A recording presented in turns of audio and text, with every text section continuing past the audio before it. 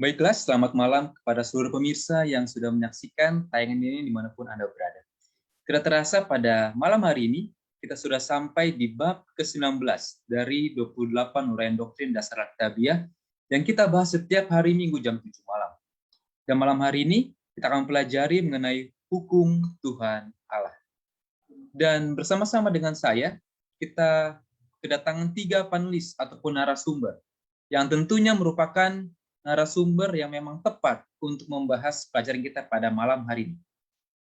Untuk yang pertama, kita perkenalkan Pendeta Muda Surya Syanipar.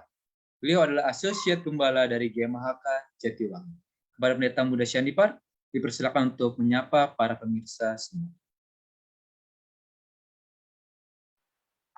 Halo, saudaraku. Selamat malam. Saya berharap semuanya dalam kondisi baik-baik. Dimanapun saudara berada, terima kasih sudah bergabung bersama kami sampai kepada pasal yang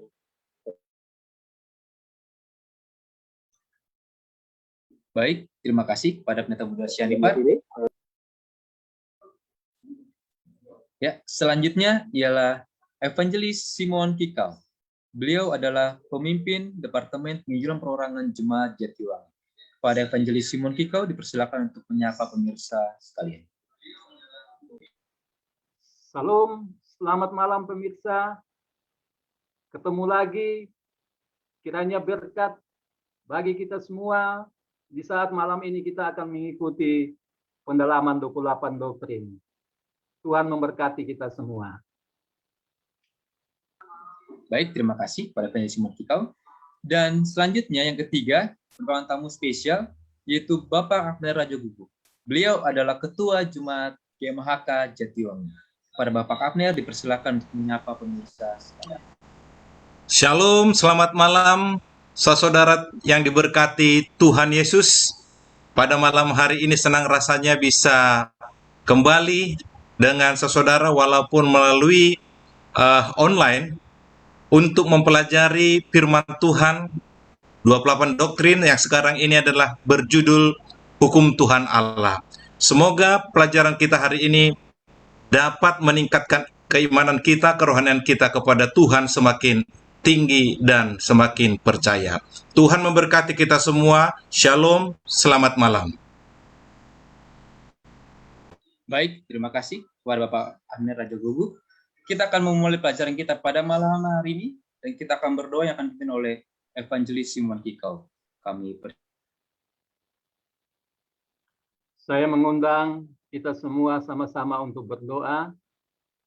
Tuhan Allah, Bapa kami yang ada di dalam kerajaan surga. Puji dan syukur kembali kepada Tuhan.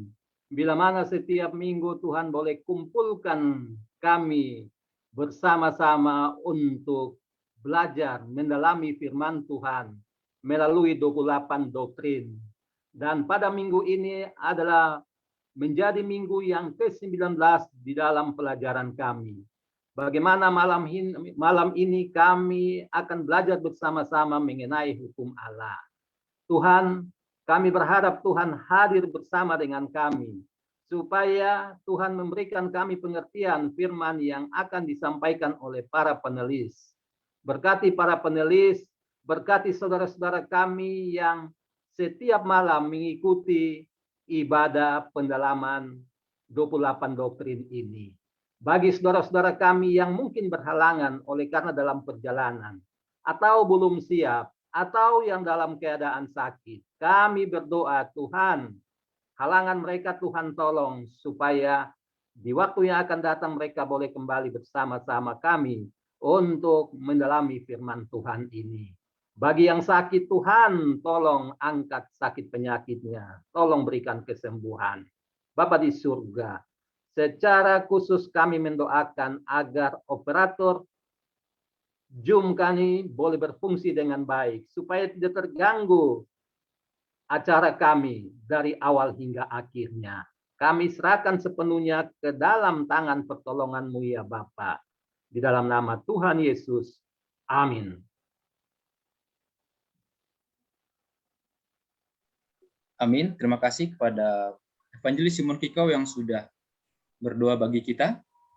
Seperti yang saya sebutkan, ialah bahwa kita pada malam hari ini mempelajari mengenai bab yang ke-19 dengan judul Hukum Tuhan Allah. Semua mata tertuju ke atas gunung. Puncaknya ditutupi asap tebal, makin lama makin gelap, merayap serta menyelimuti semua gunung dalam misteri. Kilat menyambar dalam kegelapan, guntur sambung menyambung. Gunung Sinai ditutupi seluruhnya dengan asap, karena Tuhan turun ke atasnya dalam api. Asapnya membubung seperti asap dari dapur, dan seluruh gunung itu gemetar sangat. Bunyi sangkakala kian lama kian keras. Kita akan pelajari pada malam hari ini terkait dengan hukum Tuhan Allah, yang kita serahkan selanjutnya kepada Bapak Abner Raja Guguk, yang akan membahas mengenai hukum Tuhan Allah. Amin. Baik, terima kasih Saudara Chris yang memberikan kesempatan ini kepada saya untuk membawakan pelajaran firman Tuhan mengenai hukum Tuhan Allah. Tadi di permulaan, Saudara Chris sebagai panelis kita, sebagai moderator kita pada saat ini mengatakan bagaimana Tuhan turun di Gunung Sinai. Saudara, jika kita mengarahkan pandangan kita kepada Keluaran 19, kita akan menemukan bagaimana Tuhan turun di Gunung Sinai dengan satu cara yang sangat amat dahsyat.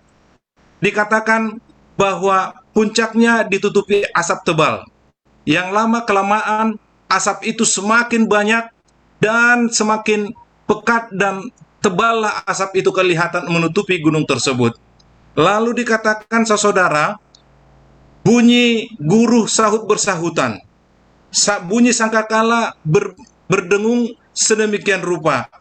Saudara, suasana ini begitu sangat menakjubkan umat-umat Israel pada saat itu.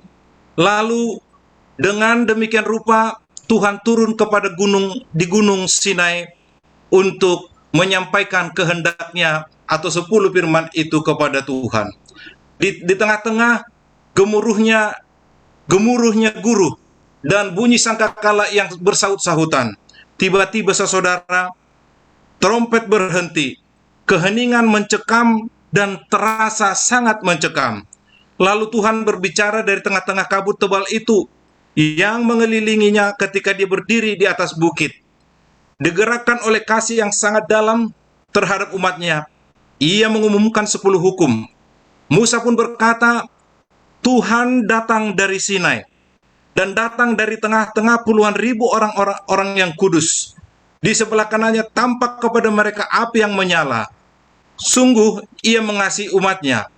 Saudara, waktu ia menyampaikan hukum di atas bukit Sinai, Allah tidak saja hanya mengatakan bahwa dia adalah Allah yang maha tinggi, Allah yang dahsyat, tetapi dia juga menyampaikan bahwa dia adalah Allah yang penuh kasih yang akan menebus umat-umat yang berdosa. Umat-umatnya yang pada saat itu bangsa Israel, dan bukan hanya kepada bangsa Israel ini penyelamatan ini, tetapi kepada seluruh umat, kaum, bahasa, dan suku. Saudara, kita melihat bagaimana dahsyatnya kehadiran Tuhan di Gunung Sinai. Lalu saudara, ke-10 hukum Tuhan itu diturunkan satu persatu kepada Musa untuk disampaikan kepada hamba-hambanya atau kepada umatnya. Dan Tuhan berkata, jangan ada padamu Allah lain di hadapanku. Jangan membuat bagimu patung yang menyerupai apapun yang ada di langit di atas, atau yang ada di bumi di bawah, atau yang ada di dalam air di bawah bumi. Jangan sujud menyembah kepadanya atau beribadah kepadanya, sebab aku, Tuhan Allahmu, adalah Allah yang cemburu, yang membalaskan kepada kesalahan bapa kepada anak-anaknya, kepada keturunannya yang ketiga dan keempat dari orang-orang yang membenci aku. Tetapi aku menunjukkan kasih setia kepada beribu-ribu orang, yaitu mereka yang mengasihi aku dan yang berpegang pada perintah-perintahku. Lalu saudara, itulah hukum yang pertama yang disampaikan kepada Musa. Turun lagi Hukum yang kedua, jangan menyebut nama Tuhan Allahmu dengan sembarangan. Sebab Tuhan akan memandang bersalah orang yang menyebut namanya dengan sembarangan. Saudara-saudara, setelah kedua hukum ini disebutkan, disampaikan lagi hukum yang ketiga. Ingat dan kuduskanlah hari Sabat. 6 hari lamanya engkau akan bekerja dan melakukan segala pekerjaanmu. Tetapi hari ketujuh dari hari Sabat Tuhan Allahmu, maka jangan melakukan sesuatu pekerjaan engkau atau anakmu laki-laki atau anakmu perempuan atau hambamu perempuan atau hewanmu atau orang asing yang ada di tempat kediamanmu. Sebab selama 6 hari lamanya Tuhan menjadikan langit dan bumi, laut dan segala isinya, dan ia berhenti pada hari ketujuh. Itulah sebabnya Tuhan memberkati hari Sabat dan menguduskannya. Saudara, hukum yang selanjutnya adalah hormatilah ayahmu dan ibumu supaya lanjut umurmu di tanah yang diberikan Tuhan Allah kepadamu. Inilah hukum yang kelima yang diberikan Tuhan kepada umat-umatnya. Selanjutnya, hukum yang keenam dikatakan jangan membunuh. Hukum yang ketujuh, jangan berzina. Yang kedelapan, jangan mencuri. Yang kesembilan, jangan mengucapkan saksi dusta tentang sesamamu. Yang terakhir, saudara, hukum yang ke-10 dikatakan jangan mengingini rumah sesamamu, jangan mengingini istrinya atau hambanya laki-laki atau hambanya perempuan, atau lembunya, atau keledainya, atau apapun yang dipunyai sesamamu. Jika kita melihat, saudara, secara keseluruhan bahwa firman Tuhan ini dituliskan secara nyata di dalam Keluaran 20 ayat 3 sampai 17. Saudara-saudara, sifat hukum itu, bahwa ke-10 hukum ini merupakan gambaran daripada tabiat Allah. 10 hukum merupakan hukum moral, rohani, dan hukum dan luas dan lengkap, mengandung prinsip-prinsip yang universal. Mengapa dikatakan, saudara, ini merupakan pantulan tabiat Allah? Kitab suci memperlihatkan ciri-ciri Allah di dalam hukumnya. Sebagaimana Tuhan Allah, Taurat Tuhan itu sempurna dan perintah Tuhan itu murni, terdapat di dalam Mazmur 19 ayat 8 dan ayat yang ke-9. Lalu kalau kita baca di dalam buku Roma 7 ayat 12, jadi hukum Taurat adalah kudus dan perintah itu juga adalah kudus, benar, dan baik. Oleh karena itu, saudara, 10 hukum ini merupakan cerminan atau pantulan tabiat Allah. Lalu apalagi lebih lanjut, saudara, 10 hukum ini merupakan hukum moral. 10 hukum yang diberikan Tuhan menjelaskan pola tingkah laku Tuhan bagi umat manusia. Hukum itu memberikan penjelasan mengenai hubungan kita dengan pencipta dan penebus, serta tanggung jawab kita kepada sesama. Di dalam 1 Yohanes 3:4 dikatakan, kitab suci mengatakan bahwa pelanggaran atas hukum Tuhan adalah merupakan dosa. Lalu sifat hukum itu juga merupakan hukum rohani, bahwa hukum Taurat adalah rohani, terdapat dalam Roma 7 ayat 14. Lalu hukum manusia ditunjukkan hanya kepada perbuatan-perbuatan yang jelas dan nyata. Akan tetapi 10 hukum lebih luas sekali, menyentuh sampai kepada pikiran kita yang paling dalam, menyentuh keinginan kita yang juga perasaan seperti rasa cemburu, iri hati, nafsu, dan ambisi.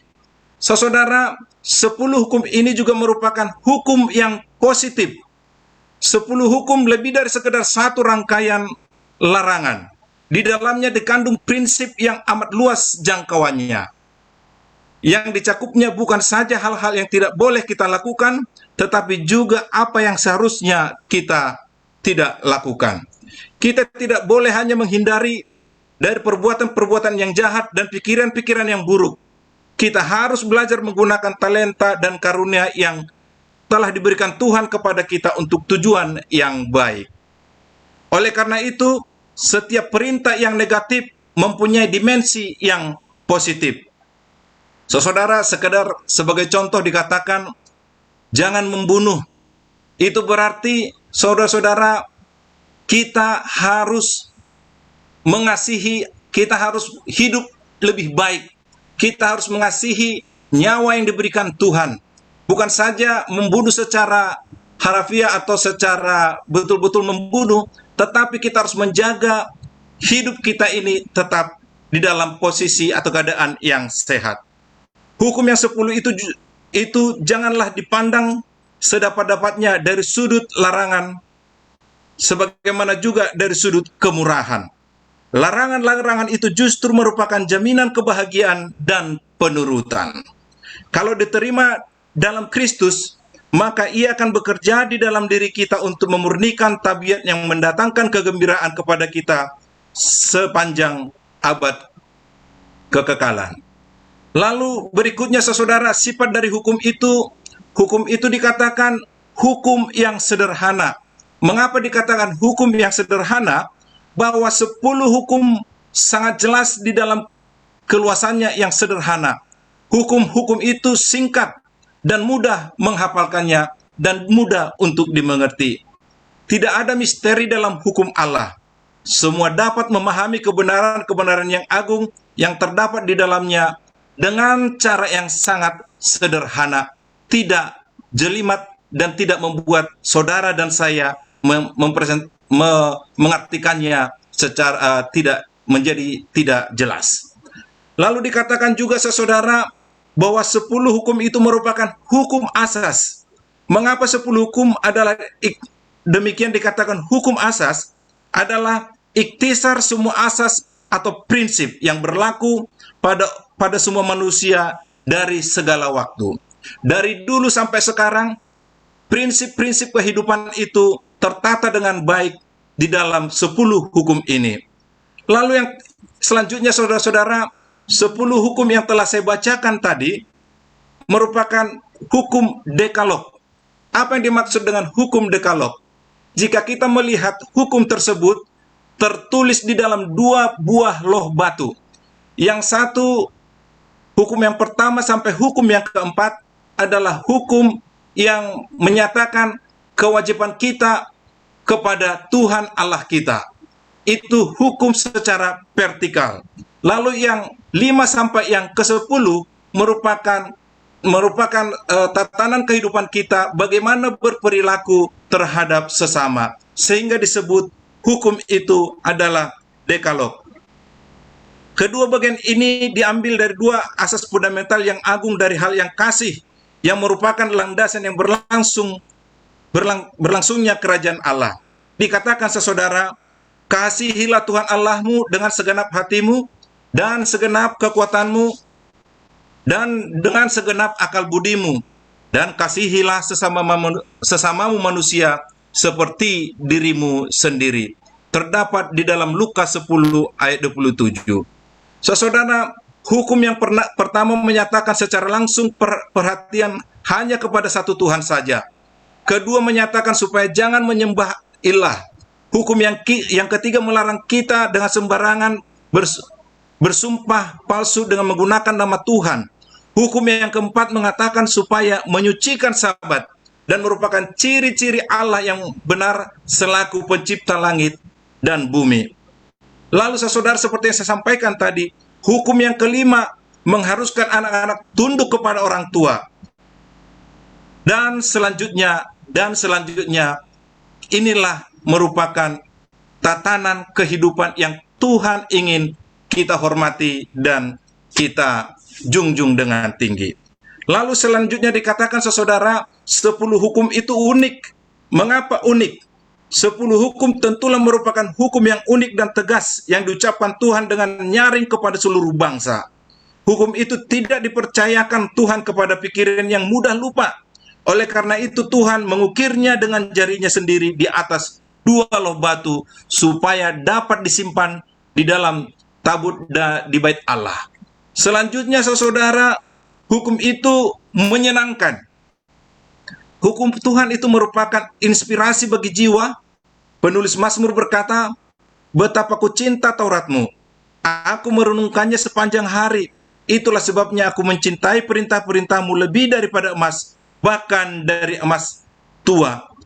Walaupun apabila aku ditimpa kesesakan dan kesusahan, katanya lebih lanjut, tetapi perintah-perintahmu menjadi kesukaan. Mazmur 119 ayat 97 dan selanjutnya. Saudara yang diberkati Tuhan, bahwa inilah ke-10 firman Tuhan, hukum Tuhan yang diberikan kepada seluruh umat manusia, universal, tidak hanya sekelompok umat Tuhan saja, atau tidak untuk bangsa Israel saja, tetapi ini berlaku untuk saudara dan saya, menjadi patokan di dalam kehidupan kita, karena 10 perintah Tuhan ini menggambarkan, memberikan jalan kehidupan kepada setiap umat-umat yang percaya dan menerima Tuhan sebagai juru selamatnya. Demikian saya sampaikan pemaparan 10 hukum ini, dan selanjutnya akan disampaikan oleh para panelis lainnya. Waktu dan kesempatan ini saya kembalikan kepada moderator Saudara Kris. Dipersilakan Saudara Kris. Baik, terima kasih banyak Bapak Kapten Rajaguk yang sudah membuka dan bahkan sedikit banyak sudah mengupas mengenai hukum Tuhan Allah yang kita pelajari pada malam hari ini. Dan tadi langsung dibuka tentang ada dekalog, ada hukum vertikal, tanggung jawab kita kepada Allah, dan juga horizontal kepada kita sama manusia.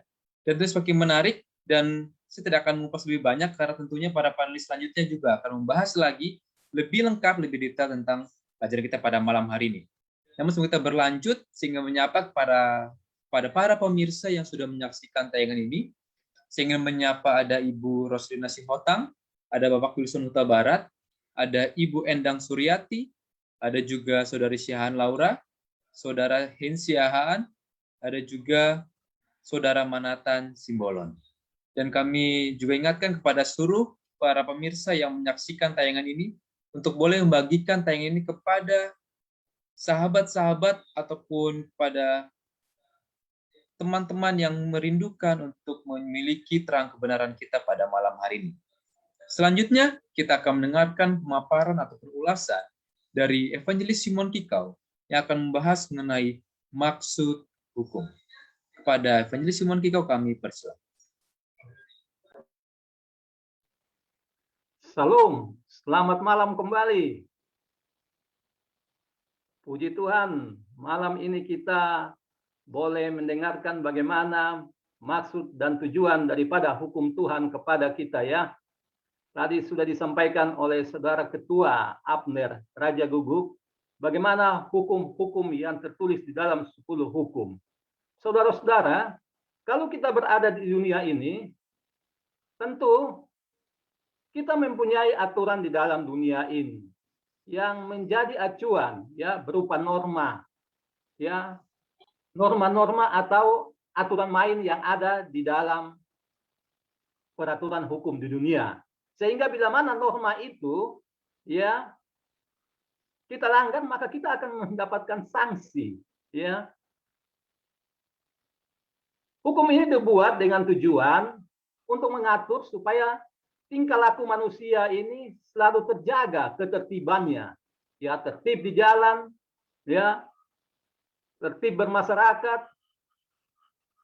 tertib di hukum, ya, sehingga semua itu merasakan keadilan.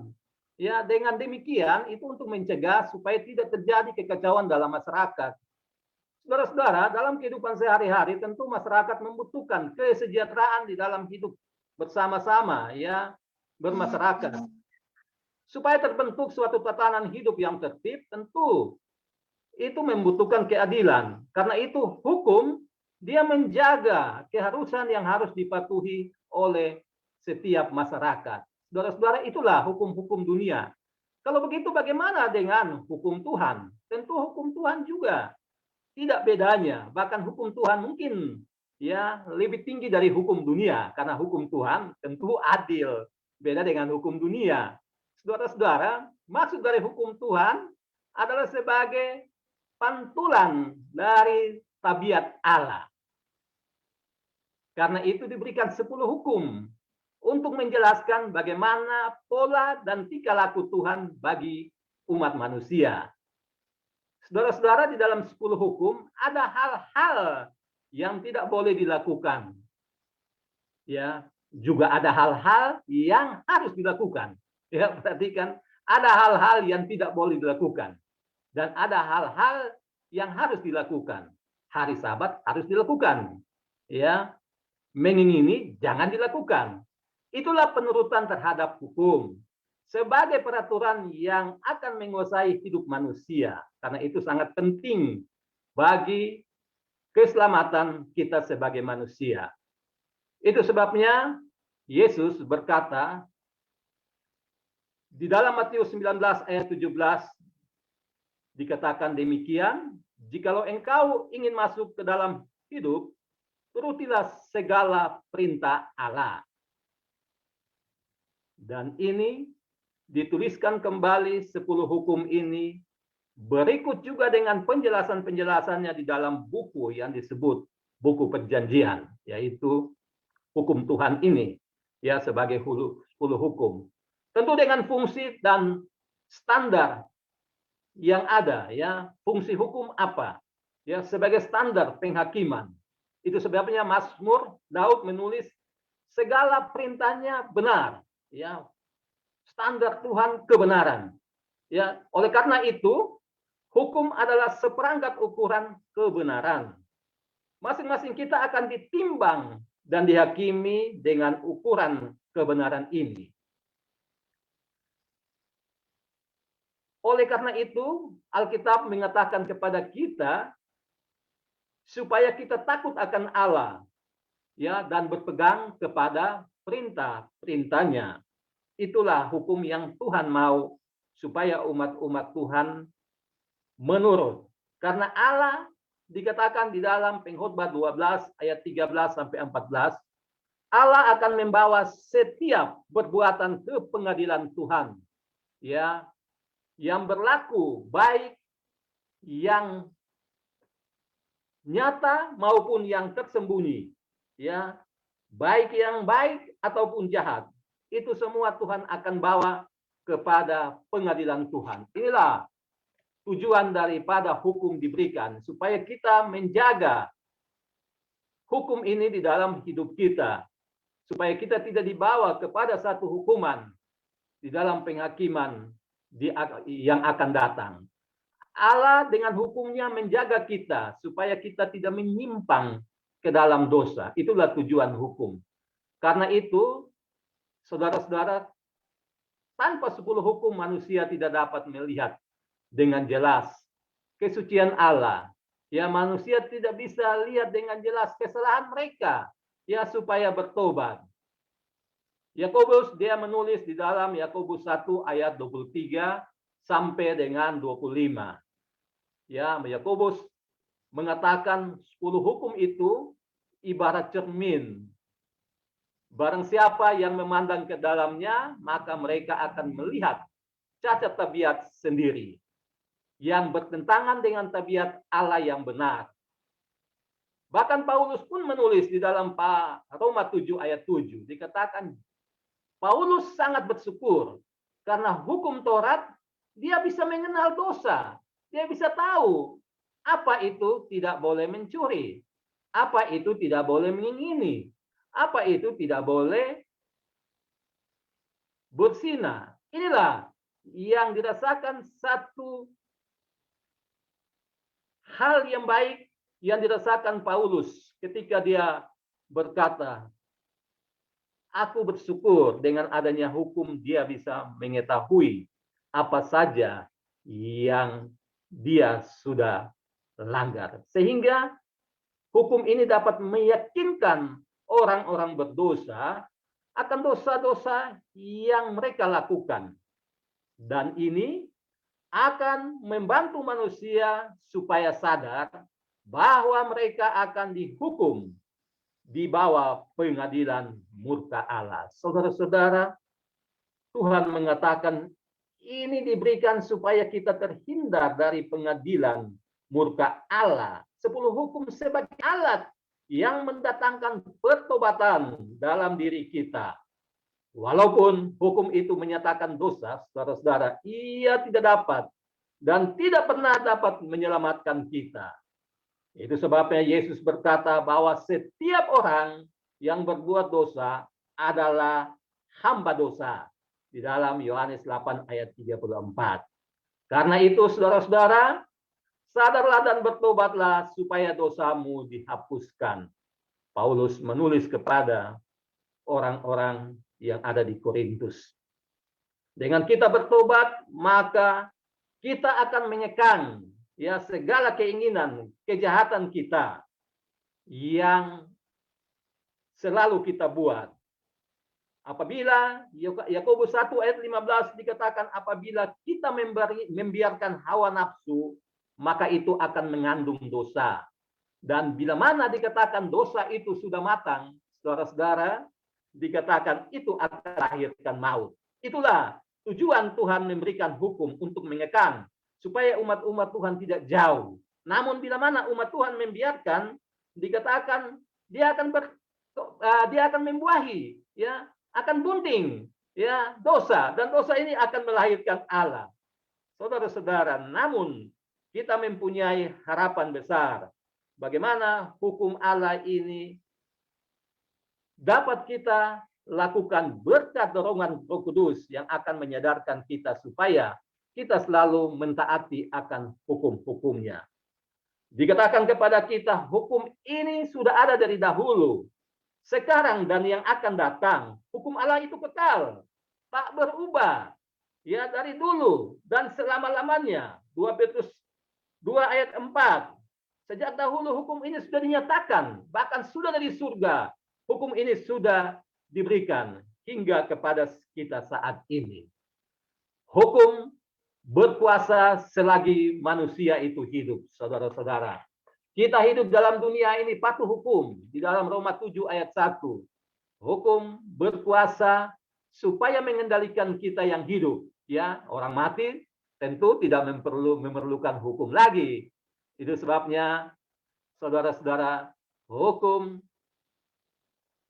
sebelum kedatangan Kristus ini nyata, ya, dari dahulu hingga sekarang. Di dalam Wahyu 12 ayat 9 dikatakan hukum ini tetap nyata, namun setan berusaha untuk menyerang hukum Tuhan ini dengan menyesatkan umat pilihan Tuhan.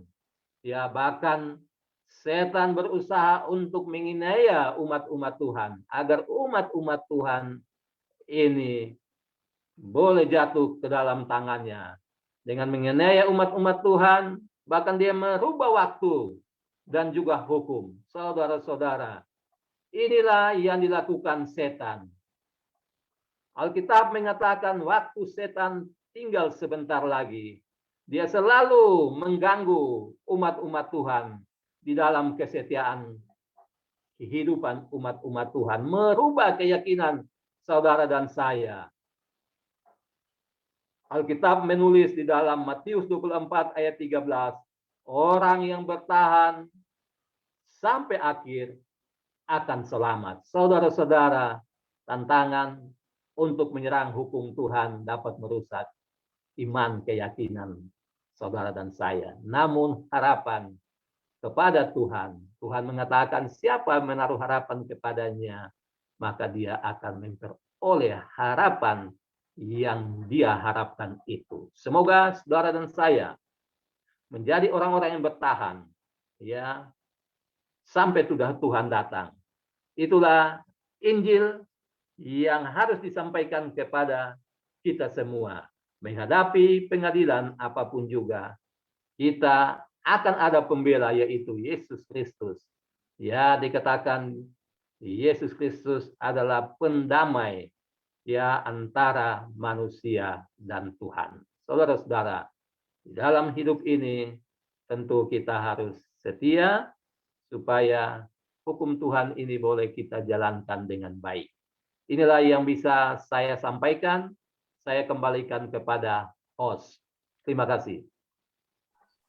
Terima kasih banyak kepada Evangelis Simon Kiko yang sudah memaparkan tadi mengenai maksud hukum itu seperti apa. Dan tadi saya mencatat beberapa hal dikatakan dalam Kisah Para Rasul 3:19. Karena itu, sadarlah dan bertobatlah supaya dosamu dihapuskan. Dan tadi menarik diucapkan bahwa hukum itu hanya berlaku bagi manusia yang hidup.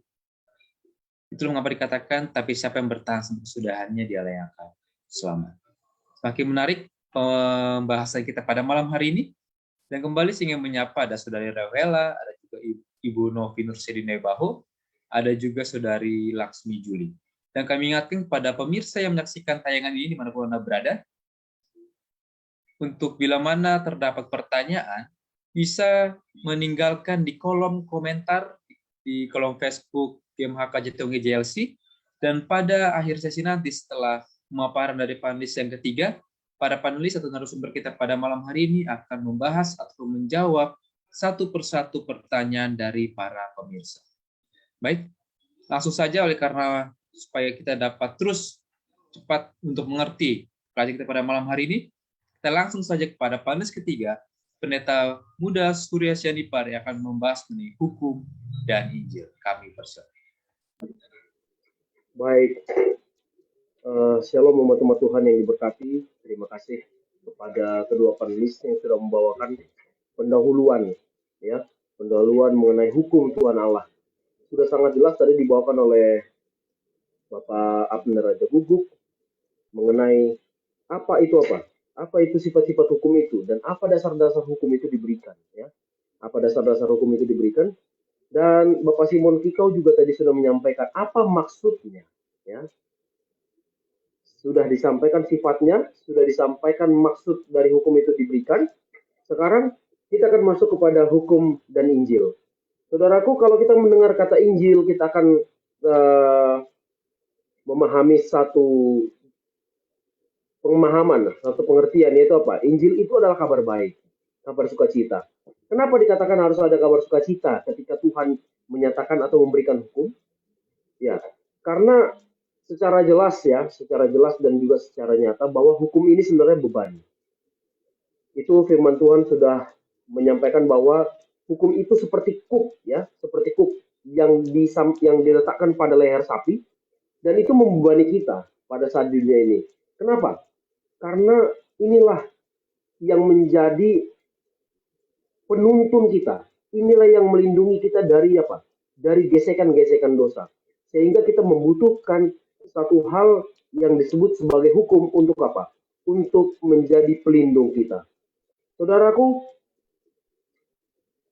selain Tuhan menyampaikan hukum yang disampaikan kepada Musa untuk disampaikan kepada bangsa itu, Tuhan juga menyampaikan kabar baiknya. Saudaraku, Injil, hukum dan Injil dikatakan demikian. Hukum dan Injil, di dalam kitab suci terdapat keselarasan yang sempurna antara hukum dan Injil. Kenapa? Pada saat hukum itu dinyatakan, Tuhan pun menyatakan satu Injil atau kabar sukacitanya, yaitu apa? Kejadian 3:15. Ketika Injil di Perjanjian Lama dinyatakan bahwa akan ada apa? Akan ada yang namanya penyelamatan. Atau bisa kita kenal dengan disebutan apa? Janji. Ya, ketika Adam dan Hawa jatuh ke dalam dosa dan mereka melanggar hukum yang Tuhan sudah tetapkan, maka Tuhan tidak hanya menyampaikan hukumnya saja, tidak hanya menyampaikan akibatnya saja, tapi juga Tuhan menyampaikan ada satu janji yang menyatakan kasih Allah atas hukum itu. Jadi sudah jelas dikatakan dalam firman Alkitab kita dipelajari, dikatakan bahwa kasih Allah itu lebih tinggi daripada apa? Lebih tinggi daripada hukum. Sehingga kasih Allah itu, sehingga kasih Yesus itu melalui kematiannya, dia bisa melampaui hukum. Dia bisa membebaskan orang-orang yang apa? Orang-orang yang jahat, orang-orang yang berdosa, orang-orang yang apa? Yang melakukan kejahatan, yang hidupnya jauh daripada Tuhan. Tapi ada syaratnya. Janji keselamatan itu akan disampaikan kepada orang-orang yang mau bertobat dan kembali kepada penurutan hukum. Ya, kembali kepada penurutan hukum. Tadi sudah disampaikan oleh panelis yang pertama, Bapak Abner Raja Guguk, mengenai 10 hukum. Sudah disampaikan 10 hukum. Saudaraku, inilah yang menjadi landasan kehidupan kita, dan inilah landasan kehidupan kita yang nyata-nyata, yang jelas-jelas terjadi dalam kehidupan kita. Dan inilah yang paling depan, hukum yang paling depan. Kalau mau dijabarkan lebih detail, akan ada banyak sekali penjelasannya. Tapi inilah garis-garis besar 10 hukum ini yang menjadi landasan kehidupan kita, kenyataan kehidupan kita pada saat ini. Berapa hukum yang kita langgar setiap kali kita menarik nafas? Berapa hukum yang kita langgar setiap kali kita berbicara? Berapa hukum yang kita langgar setiap kali kita melihat atau memandang seseorang? Ya, kita perlu pahami itu. Namun, di setiap kali kita melakukan pelanggaran-pelanggaran hukum ini, ada kasih karunia yang Tuhan buat melalui kematian Yesus. Saudaraku, di dalam pelajaran kita dikatakan ada hukum dan Injil sebelum Sinai. Ya, kalau ada hukum sebelum Sinai, yaitu terjadi pada waktu apa? Allah menciptakan Adam dan Hawa. Kemudian Allah membuat hukum. Semua yang di dalam taman ini boleh dimakan. Tapi yang di tengah-tengah jangan engkau sentuh, jangan engkau makan. Dan itu adalah hukum apa? Hukum penurutan kepada Allah. Ketika itu dilanggar, kemudian apa? Hukum itu dilanggar, kemudian Allah membuat satu Injil. Untuk apa? Untuk manusia. Dan bedanya pada waktu hukum dilanggar, kemudian Injil disampaikan pada zamannya Adam dan Hawa, manusia pertama itu, yang dibuat adalah perjanjian. Ya, yang dibuat adalah perjanjian. Kita akan pelajari pada tahap-tahap selanjutnya. Saudaraku, kemudian setelah manusia itu berkembang biak, kemudian Tuhan memerintahkan Musa untuk membuat sebuah loh batu yang berisi 10 hukum, ya, membuat loh batu untuk apa? Untuk dituliskan mengisi 10 hukum.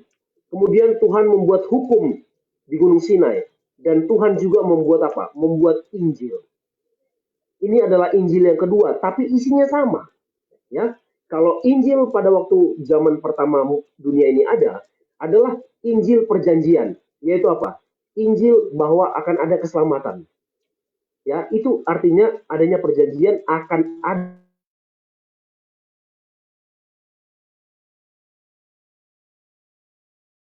keselamatan. Ada berarti akan ada Injil yang ada di Sinai, hukum yang ada Injil dan di Sinai itu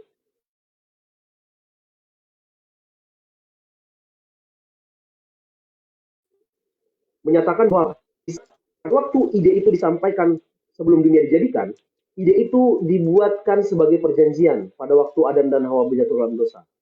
Kemudian ketika hukum Musa dituliskan, hukum Allah dituliskan melalui dua loh batu, perjanjian yang dulu disampaikan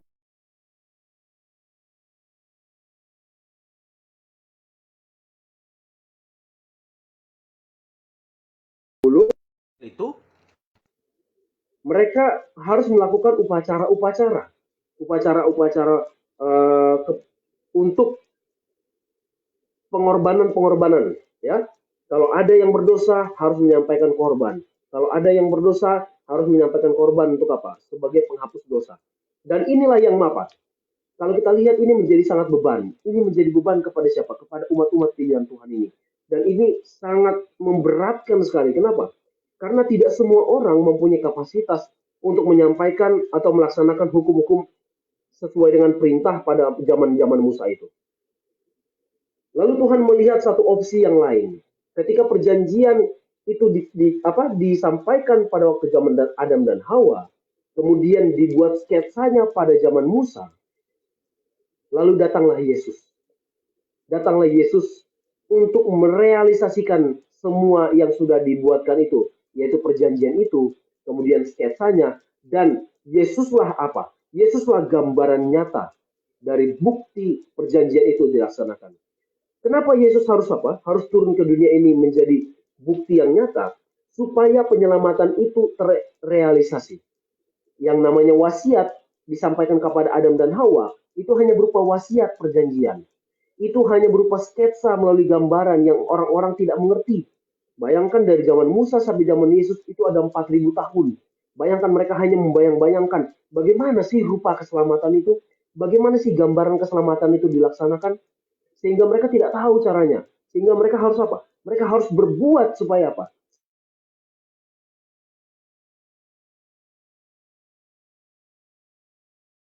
supaya mendapatkan pengampunan Yesus, maka semua yang digambarkan dan semua yang dijanjikan itu semua terlaksana. Itulah yang disebutkan hukum dan Injil sesudah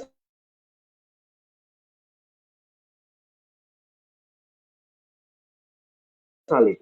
Ya, jadi disampaikan kepada bangsa Israel, dua loh batu ini harus dibuat di dalam tabut perjanjian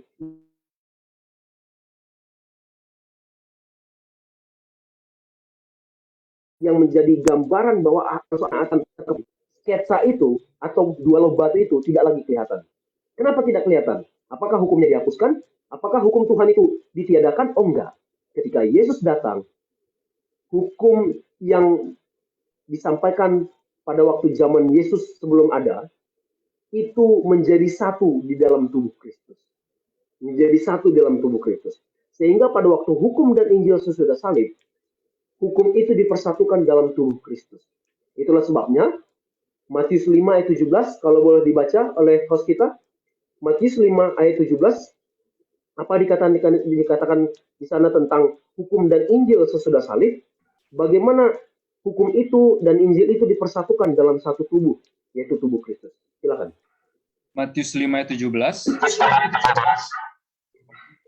Janganlah kamu menyangka bahwa aku datang untuk menegakkan hukum Taurat atau kitab para nabi.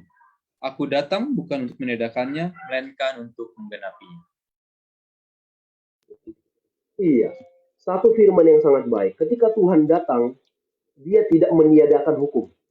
Sehingga orang-orang yang melanggar atau menyatakan bahwa hukum perjanjian lama itu sudah tidak berlaku adalah orang-orang yang salah. Kita ditempatkan pada saat ini, kalau kita melihat kepada diri kita sendiri, kita berada pada posisi di mana? Apakah kita sebagai orang-orang yang justru meniadakan? Apakah kita yang justru meniadakan hukum Tuhan Allah itu? Sedangkan Yesus sendiri, dia menggenapinya dengan cara apa?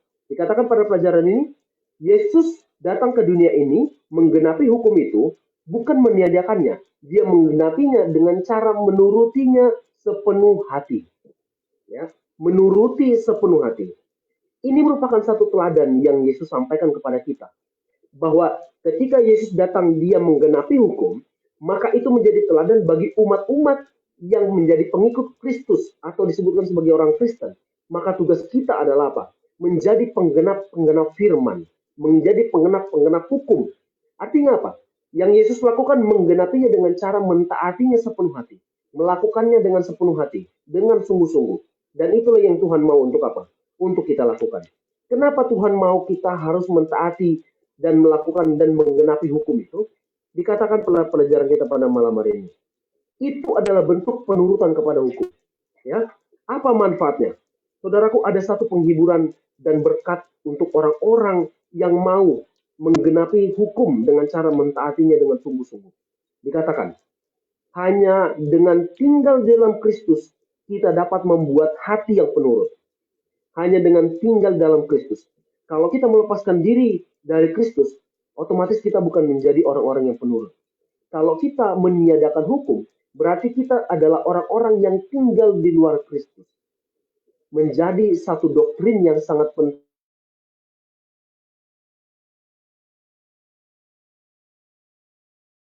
penting bagi umat-umat Tuhan yang menyatakan dirinya sebagai orang-orang Kristen.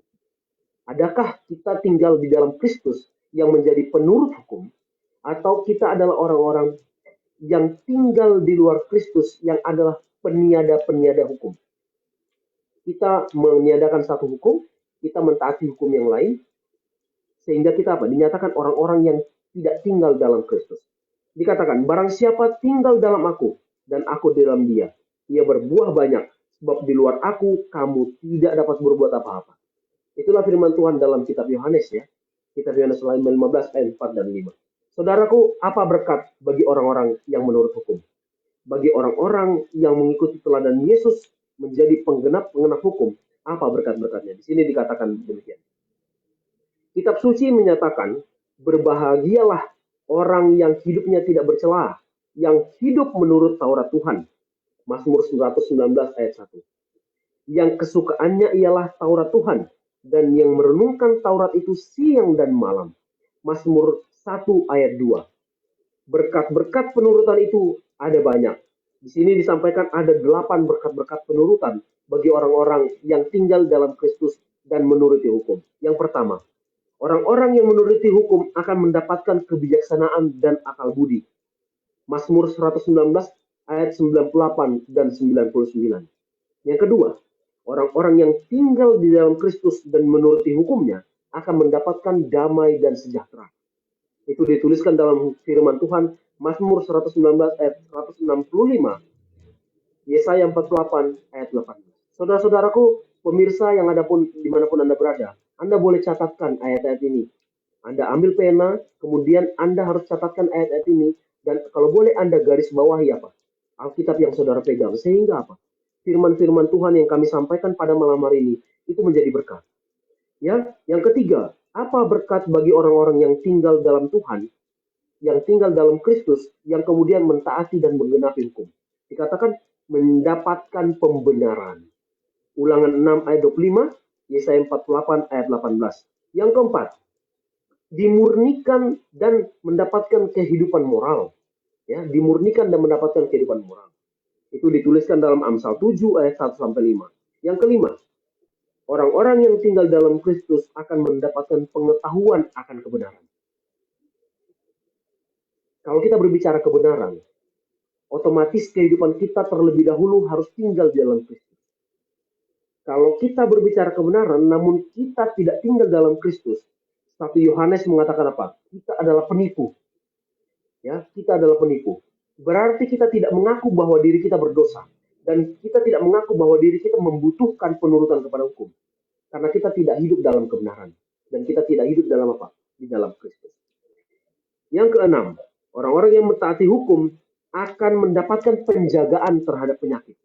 Ya, ini merupakan hukum kesehatan. Orang-orang yang taat kepada hukum akan mendapatkan penjagaan terhadap penyakit. Itulah sebabnya Yesus selalu katakan bagi orang-orang yang ketika Yesus ada di dunia ini,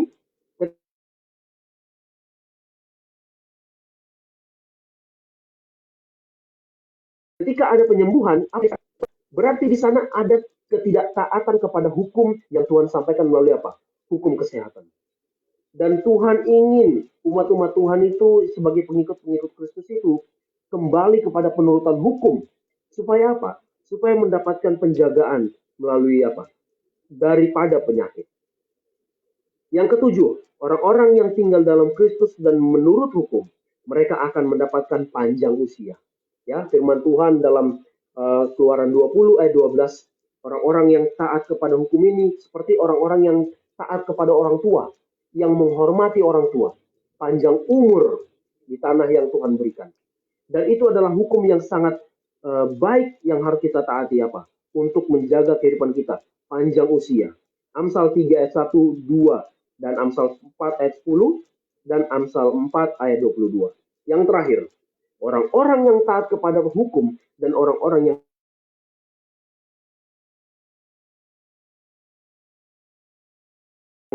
tinggal dalam Kristus akan mendapat berkat. Ya, doa-doa mereka akan dijawab. Itulah keuntungan orang-orang yang hidup di dalam Kristus dan orang-orang yang taat kepada hukum. Kepada hukum apa? Kepada hukum Tuhan Allah. Saudaraku dimanapun berada, saudara-saudara pasti tahu di mana kaki berpijak. Di sana langit dijunjung.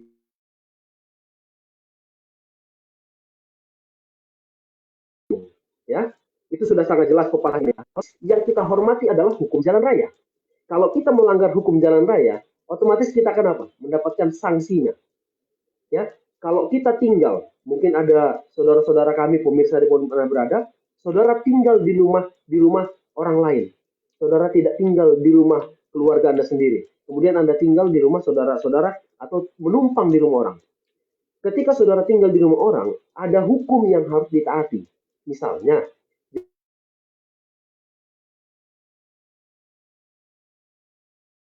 jam 9 sudah harus mati lampu. Beban tidak boleh terbanyak. Atau ikut cuci piring, ikut membantu di rumah. Itu adalah peraturan-peraturannya.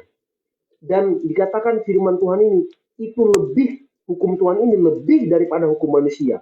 Kalau hukum manusia itu bisa membuat kita merasa sakit hati, tersinggung, dan lain-lain.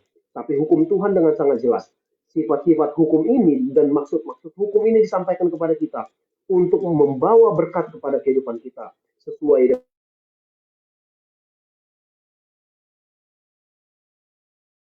dengan firman Tuhan yang kita pelajari pada malam ini. Demikian, dan saya kembalikan kepada host. Tuhan memberkati kita.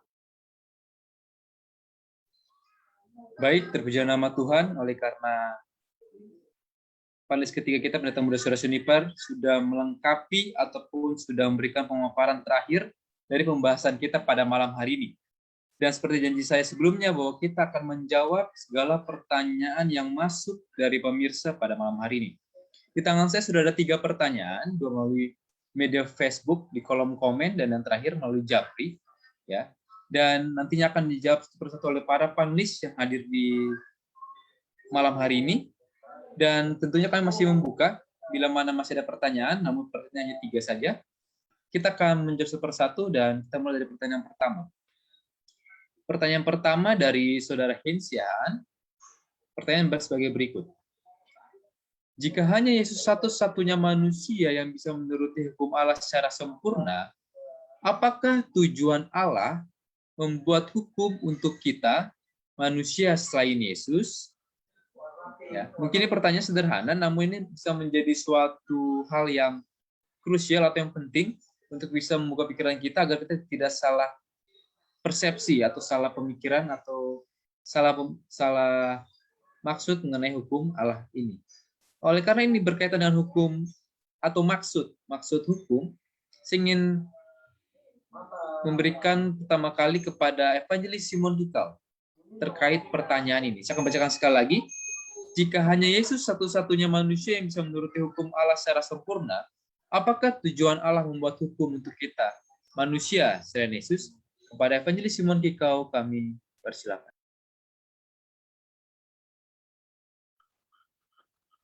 Terima kasih Saudara Hans atas pertanyaannya.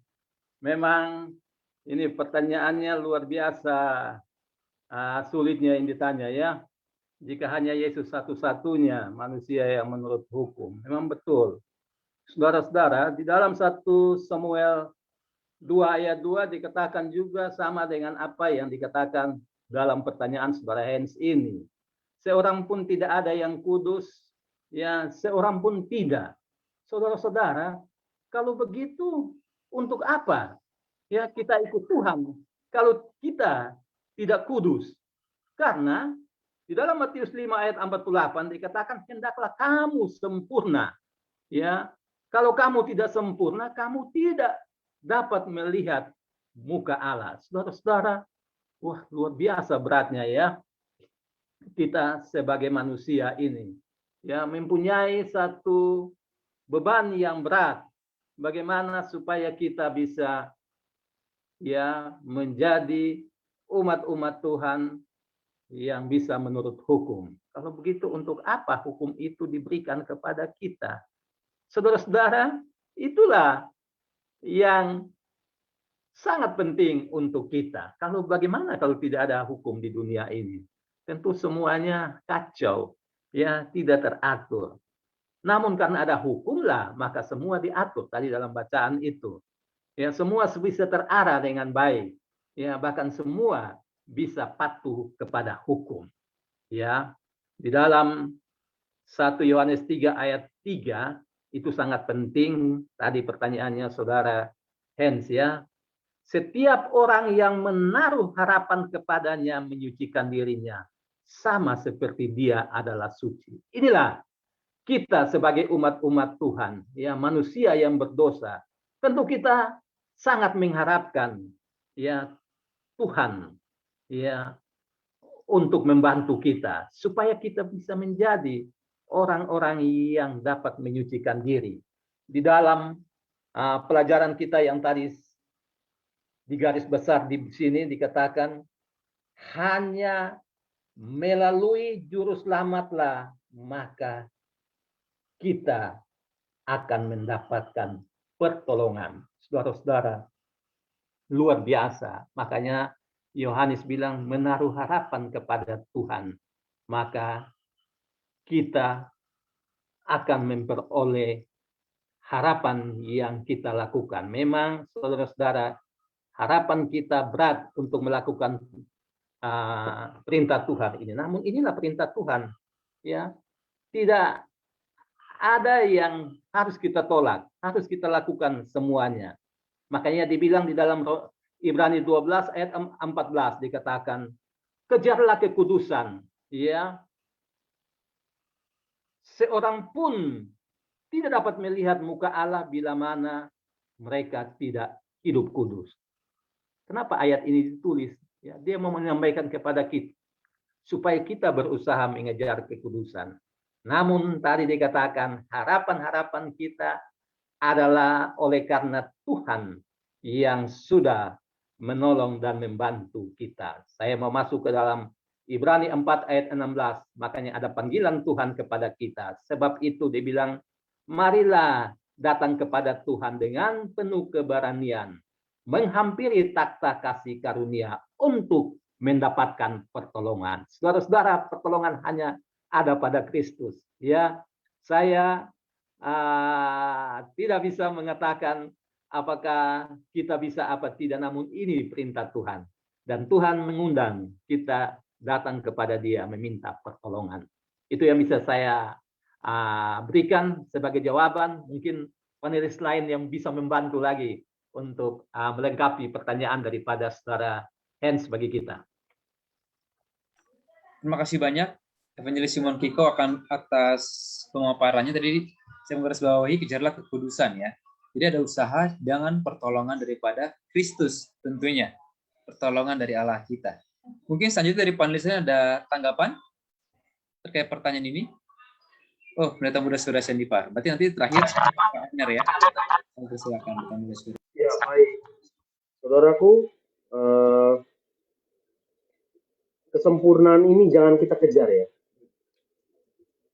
Kalau kesempurnaan kita kejar, kita gagal terus. Jadi yang sempurna itu hanya satu, yaitu Allah itu sendiri.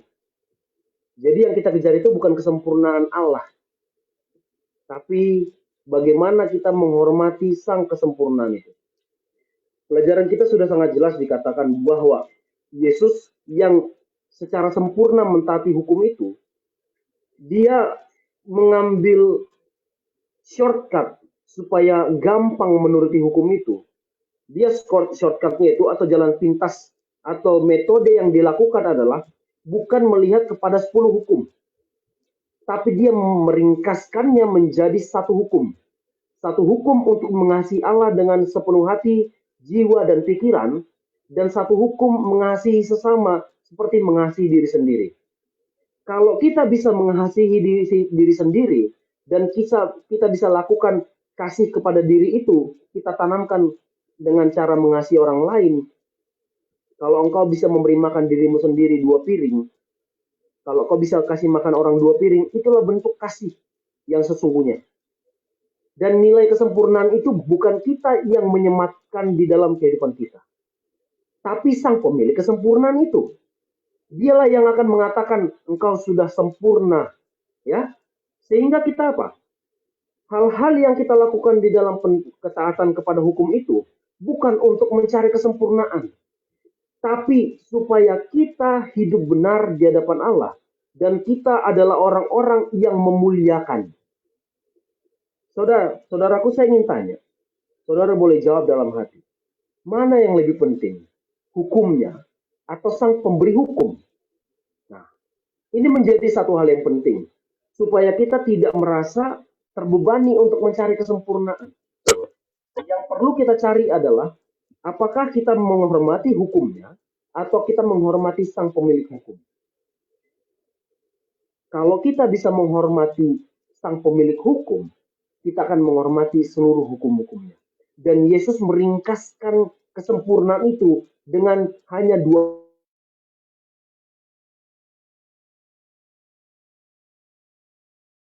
hukum, yaitu hukum mengasihi Allah dengan sungguh. Yang kedua, dia meringkaskan seluruh hukum yang ada di alam semesta ini dengan hukum mengasihi sesama seperti mengasihi dirimu sendiri.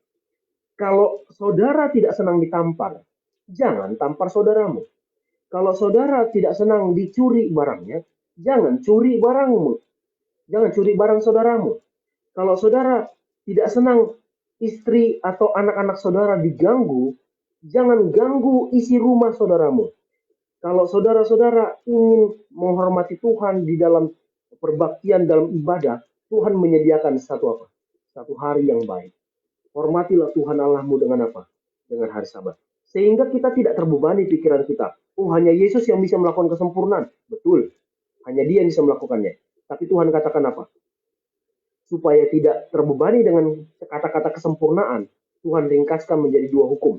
Yang paling penting, hormati sang pemilik hukum itu, supaya kita tidak terpengaruh oleh setan. Itulah, lihat, banyak banget kan hukum-hukumnya itu kan, susah itu diikutin. Jadi, kalau satu kau langgar, itu akan menjadikan engkau tidak sempurna. Tuhan ringkaskan menjadi 2. Nah, kalau sudah dengan 2 hukum saja, kita tidak bisa taati, mau jadi apa? Ya, kalau dengan 2 hukum saja kita tidak bisa taat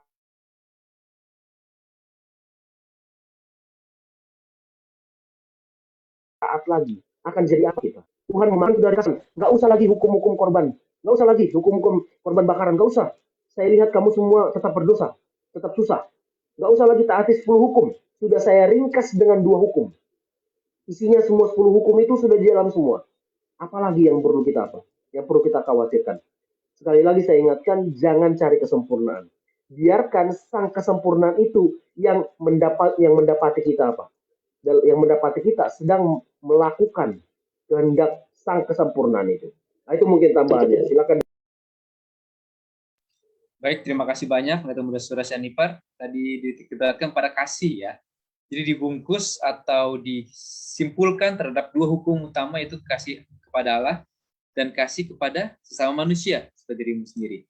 Dan kita harus lebih menghormati sang pembuat hukum daripada hukum itu sendiri. Tentu kepada sang pencipta ya, bukan kepada ciptaannya. Karena tadi saya tertarik ada dikatakan kasih kepada Allah dan kasih kepada manusia, dan itu tadi relate atau berhubungan dengan yang dijabarkan oleh Bapak Abner Raja Guguk. Apakah Bapak Abner Raja Guguk ada tambahan lagi terkait pertanyaan dari Saudara Hens ini? Sudah jelas menurut saya, memang manusia tidak pernah menyematkan kepada dirinya, saya sudah melakukan semuanya hukum itu. Kalau kita ingat, baik saya tambah sedikit, kalau kita ingat ketika anak muda itu yang kaya itu datang kepada Yesus, dikatakan, "Guru, saya sudah melakukan seluruh hukum Tuhan. Apalagi yang hendak saya lakukan supaya saya beroleh kerajaan surga?" Kira-kira demikian. Tetapi apakah sesungguhnya anak muda itu sudah melakukan 10 hukum itu? Lalu Tuhan memberikan tantangan kepadanya. Dikatakan, "Jual hartamu, bagi-bagikanlah kepada orang miskin, lalu ikutlah aku." Lalu pemuda itu pun mundur dan kecewa. Dia tidak menyangka kalau sang guru ini akan mengatakan perkataan sedemikian rupa.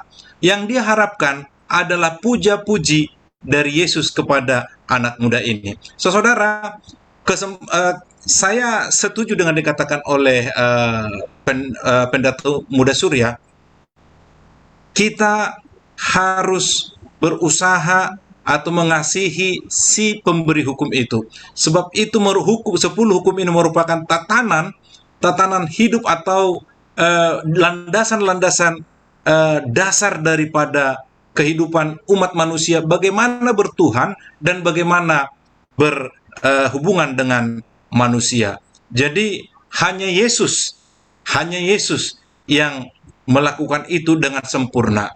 Tetapi ingatlah, ketidaksempurnaan kita ini, jika kita menurut kepada perintah Tuhan ini, kita telah pelajari pada hari-hari sebelumnya, ada kasih karunia buat saudara dan saya yang tidak sempurna ini diperhitungkan menjadi orang-orang yang benar dan dibenarkan. Terima kasih. Mungkin itu yang bisa saya tambahkan. Saya kembalikan kepada saudara Chris Yahaan. Baik, terima kasih banyak untuk seluruh pemaparan dari para panelis ya. Semakin menarik saya rasa pada malam hari ini. Jadi jelas bahwa manusia tidak bisa menurut secara sempurna dengan kekuatan kita sendiri tentunya. Namun itu bukan menjadi excuse, ya sudah saya manusia, saya tidak bisa menuruti hukum Allah secara sempurna, berarti lebih baik saya tidak menuruti hukum Allah.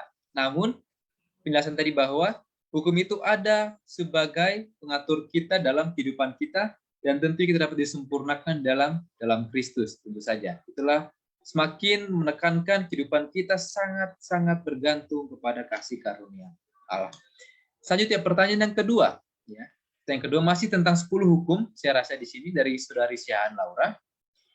Di dalam hukum ketiga menyebutkan, jangan menyebut nama Tuhan Allahmu dengan sembarangan, dalam pengertian bagaimanakah kita disebut telah menyebut nama Tuhan sembarangan. Di sini disampaikan ada contohnya, jika kita menjawab pertanyaan seseorang mengenai kabar kita dan kita menjawab, puji Tuhan, kabar baik.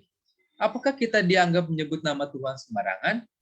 Mungkin ini pertanyaan sederhana, namun sangat sering sekali kita temukan dalam kehidupan kita sehari-hari. Nah, jadi di sini mungkin para penulis sudah menjabarkan dalam konteks apa atau taruh apakah kita disebut menyebut nama Tuhan dengan sembarangan. Mungkin untuk pertama ini saya mau langsung kepada Pendeta Muda Surya Sianipar karena tadi ada hukum dan Injil. Ya. Kepada Pendeta Muda Surya Sianipar kami persilakan. Baik, saudaraku, pernahkah saudara mendengarkan satu kata takbir? Ya, kalau kadang-kadang kata takbir ini diucapkan, biasanya untuk menggemakan perang atau menggelorakan supaya bersemangat untuk menyerang. Ini kadang-kadang kalau kita mengambil kata, menyebut kata Tuhan ini, kita harus hati-hati. Kita harus berhati-hati. Jangan kita buat nama Tuhan sebagai alat mempermain-mainkan.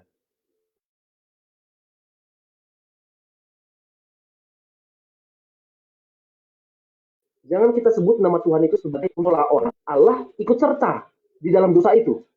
Ya, mohon maaf ini kalau ada yang mendengarkan ini umat-umat dari mayoritas. Saudaraku, saya harus sampaikan sebagai seorang pendeta. Kalau kita mengatakan nama Allah untuk membunuh orang, berarti kita menyebut nama Tuhan dengan sia-sia. Kalau kita menyebut nama Allah ketika kita menyakiti orang, seolah-olah kita mengambil tempat Allah atau mengajak Allah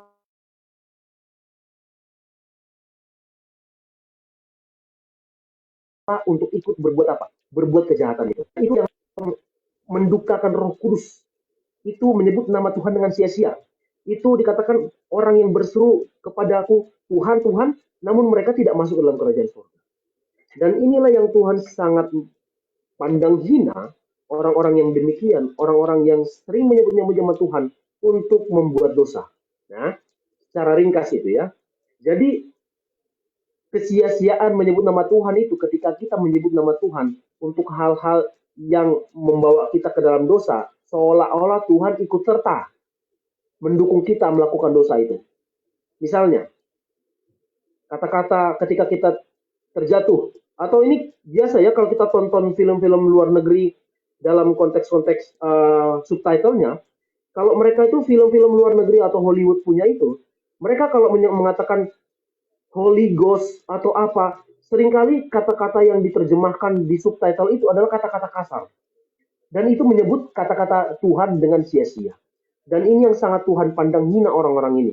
Dikatakan para pelanggar-pelanggar ini akan ditolak masuk ke dalam kerajaan sorga. Matius 7 ayat 21 sampai 23. Tuhan katakan, aku nggak kenal kamu. Walaupun kamu sebut-sebut nama Tuhan, walaupun oh my God, seolah-olah Tuhan apa? Seolah-olah Tuhan ikut terkejut. Seolah-olah Tuhan ikut dipermain-mainkan. Seolah-olah Tuhan itu adalah Tuhan yang sepele. Kita menganggap sepele. Nah, itulah yang menjadi apa? Itulah yang menjadi kalimat kesia-siaan. Tapi kalau saudara menyebutkan puji Tuhan, ketika saudara dipuji, ketika saudara mendapatkan prestasi, saudara mendapatkan penghargaan, kemudian saudara sebutkan kata puji Tuhan, artinya saudara menyebutkan segala yang sudah saya dapatkan, Tuhan yang ada di depan. Nah, berbeda. Bayangkan kalau saudara membunuh, kemudian saudara sebutkan nama Tuhan, seolah-olah Tuhan di depan untuk melaksanakan pembunuhan yang akan saudara lakukan. Berbeda ya.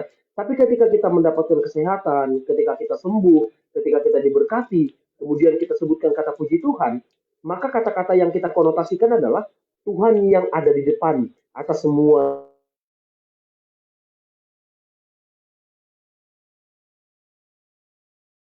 yang saya terima. Berbeda ya, Pak.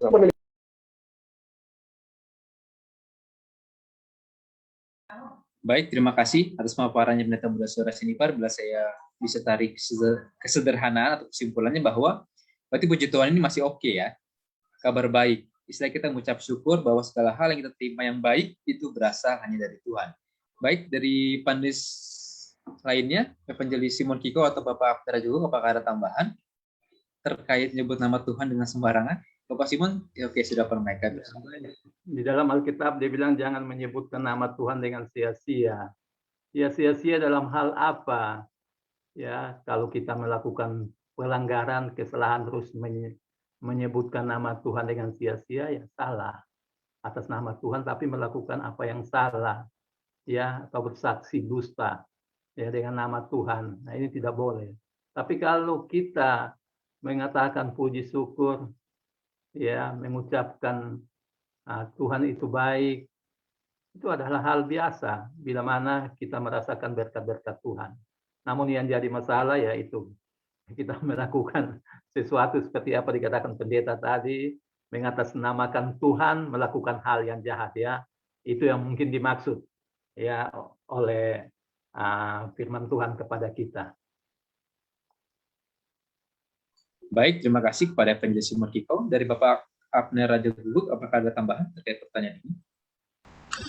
Saudara, nama itu suci, nama itu kudus, dan nama itu menggambarkan siapa pemilik nama tersebut. Saudara, kita tentunya dengan mudah dapat mengerti apa motif daripada kita mengucapkan atau menyebutkan nama tersebut. Dan memang ini perlu diperhatikan, banyak orang sekarang latah lalu membawa-bawa nama yang maha kuasa. Hati-hati, sebab itu menyebut nama Tuhan Allah dengan sembarangan.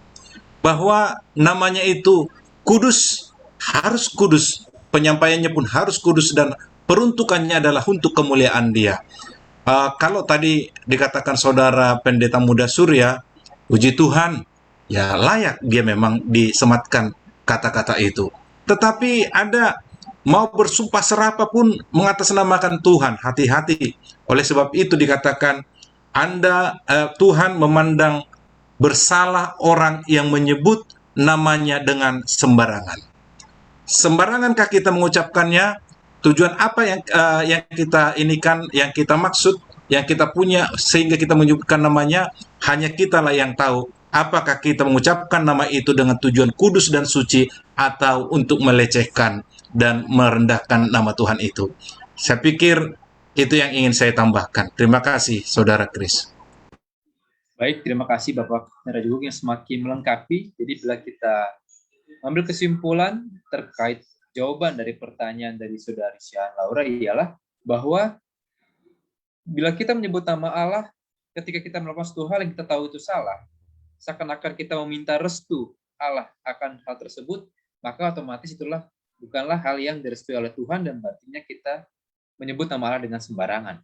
Ataupun tadi saya tarik ke Pak Akter bilang ada kata latah ya. Mungkin bagi sebagian orang seperti candaan ataupun sebagai suatu hal yang sepele.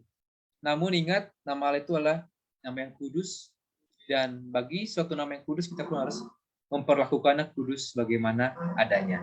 Baik, pertanyaan terakhir. Ini dari via Japri, saya di Japri via WhatsApp. Dikatakan seperti ini. Hukum Allah dibuat untuk manusia mengembangkan tabiat Kristus. Seperti tadi ya, maksud hukum itu ya. Membantu manusia mengembangkan tabiat Kristus. Karena tidak ada yang bisa sempurna menurut hukum Allah. Apakah tabiat kita juga akan diperbaharui pada saat kedatangan Yesus yang kedua kali? Bagaimana kondisi tabiat manusia yang tidak sempurna itu di surga yang sempurna nanti? Baik, pertanyaan ini saya melihat terkait dengan masa yang akan datang.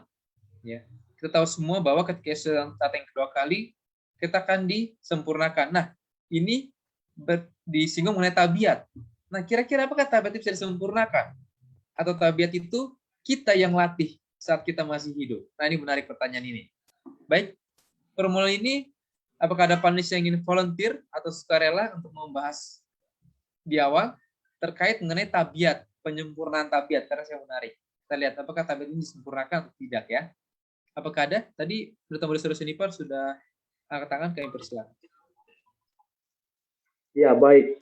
Saudaraku, Chris boleh baca satu ayat firman Tuhan supaya pemirsa boleh dengar dengan jelas di dalam 2 Korintus 3 ayat yang ke-18.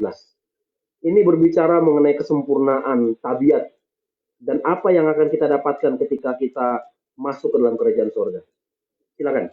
2 Korintus 3 ayat 18. 2 Korintus 3 ayat yang ke-18. Dan kita semua mencerminkan kemuliaan Tuhan dengan muka yang tidak berselubung. Dan karena kemuliaan itu datangnya dari Tuhan yang adalah Roh, maka kita diubah menjadi serupa dengan gambarnya dalam kemuliaan yang semakin besar.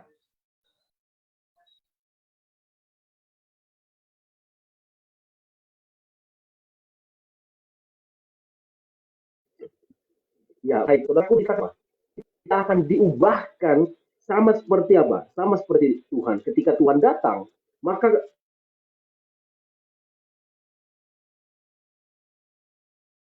tampilan kita ini akan diubahkan.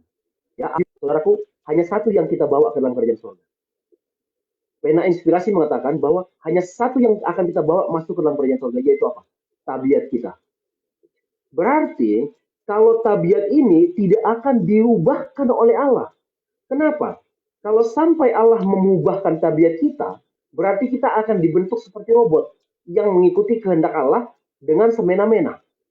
Tapi ketika tabiat ini Allah tidak mau ubah melalui kuasa Allah, tapi Tuhan mau dengan hukum yang diberikan, dengan janji-janji yang diberikan, kitalah yang akan mengubahkan tabiat kita. Kitalah yang harus merubah tabiat kita. Sehingga apa? Tabiat kita ini adalah tabiat orang-orang yang menuruti hukum. Tabiat yang menyenangkan Tuhan. Dan orang-orang yang dikatakan pada ayat 18 ini dikatakan, ketika kita mencerminkan kemuliaan Tuhan, ketika kita mencerminkan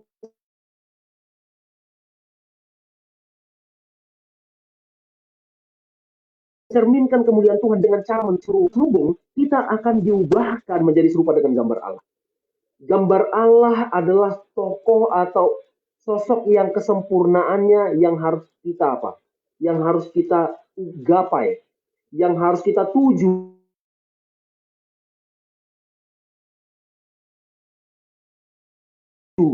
Ya, tujuan kita di dalam perjalanan untuk mendapatkan gelar yang disampaikan Allah itu, kita harus mencerminkan kemuliaan Allah itu pada saat kita hidup di dunia ini. Tuhan sudah katakan dalam pelajaran pada malam hari ini, kalau engkau melakukan hukum-hukumku, ada berkat penurutan. Jadi bukan hanya karena tidak melakukan hukum kemudian dipanis, tidak. Bahkan ketika kita tidak melakukan hukum itu, ada kasih karunia yang menyelamatkan. Ya, firman Tuhan dalam kitab Roma dikatakan apa? Di mana ada banyak pelanggaran, di sana ada apa? Ada berlimpah kasih karunia. Bayangkan, kalau kita tidak menurut hukum saja, Tuhan limpahkan kasih karunia. Tapi kalau kita menurut hukum, tidak hanya kasih karunia itu disampaikan. Berkat-berkat untuk kehidupan kita pun Tuhan akan apa? Tuhan berikan. Artinya apa?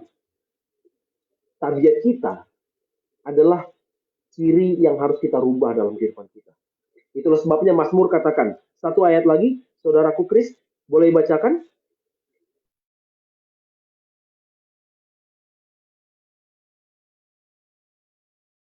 Di dalam Mazmur 40 ayat 8 yang mencerminkan kemuliaan Tuhan. Mazmur 40 ayat 8.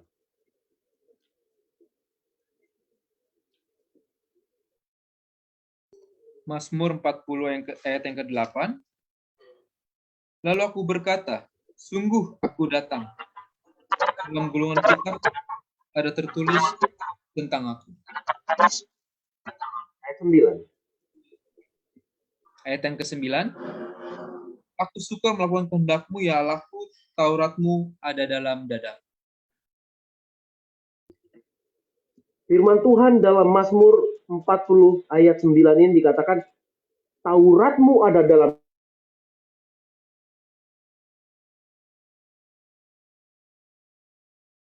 dadaku. Ingat kata Yesus yang tadi dibacakan, Taurat itu di dalam kehidupannya, di dalam hatinya. Itulah sebabnya Yeremia katakan apa? Yeremia katakan firman Tuhan, aku akan meletakkan hukumku di dalam hatimu, di dalam akal budimu. Aku akan meletakkan hukumku di dalam akal budimu, supaya kau tuliskan di dalam hatimu. Sehingga Mazmur Daud katakan apa? Aku suka melakukan kehendakmu. Jadi orang-orang yang meletakkan Taurat Tuhan, orang-orang yang meletakkan hukum-hukum Allah itu di dalam kehidupannya, di dalam nuraninya, di dalam pikirannya, akal budinya, adalah disebut orang-orang yang melakukan kehendak Allah. Orang-orang yang melakukan kehendak Tuhan. Dan orang-orang yang melakukan kehendak Tuhan ini disebutkan oleh 2 Korintus tadi adalah orang-orang yang mencerminkan kemuliaan Tuhan. Korelasinya, orang-orang yang mencerminkan kemuliaan Tuhan ini, orang-orang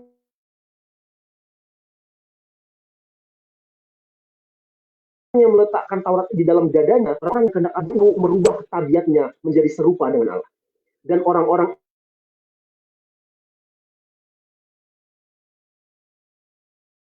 inilah yang akan diubah menjadi serupa dengan Allah. Dan orang-orang yang setia melakukan hukum-hukum ini, apa yang Yesus katakan, janji-janjinya. Yesus katakan apa? Sabaslah hambaku yang setia. Masuklah dalam kebahagiaan Tuhan. Ya, itulah berkat sukacita bagi apa? Bagi orang-orang yang melakukan kehendak Tuhan dengan menuruti hukum-hukumnya. Tabiat itu kita yang harus rubah. Dengan cara meletakkan hukum Tuhan itu dalam apa? Di dalam hati kita. Itu mungkin dari saya, Saudara Chris, boleh. Baik, terima kasih banyak. Tadi saya langsung mengambil di akhir statementnya bahwa tabiat itu kitalah yang rubah tadi melalui menempatkan hukum Allah dalam hati kita. Seperti itu ya tadi. Baik, dari Bapak Kapner atau Evangelis Simon, ada tambahan? Baik. Kapner. Kalau dikatakan tadi, apakah tabiat kita juga akan diperbaharui pada saat kedatangan Yesus yang kedua kali?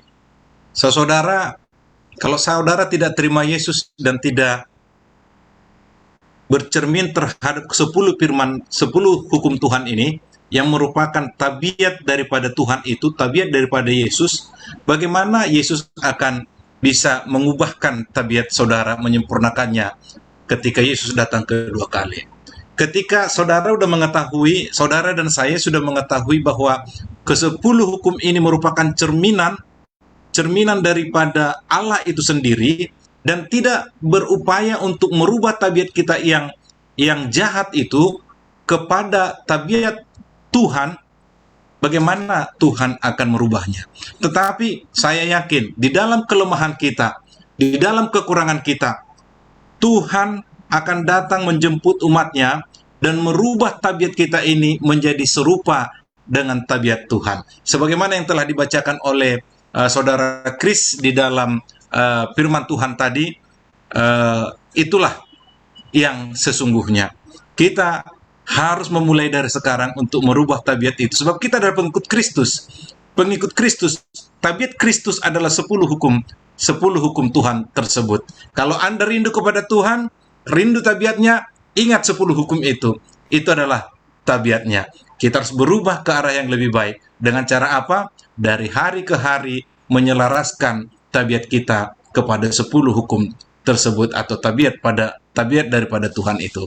Ini yang ingin saya sampaikan, moderator. Saya kembalikan kepada Anda.